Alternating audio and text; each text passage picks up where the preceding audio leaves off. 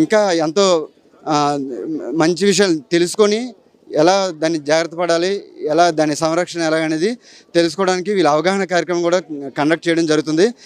దీనికి I appreciate LVP institute and their staff for conducting this program such a grand success. Thank you one and all.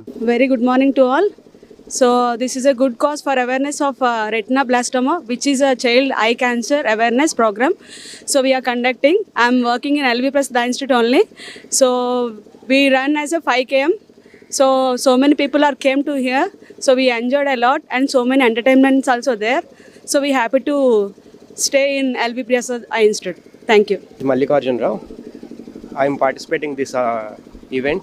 It's very good and very energetic and very happy to participate in this event.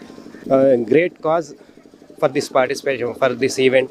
So very happy to participate this event. Thank you.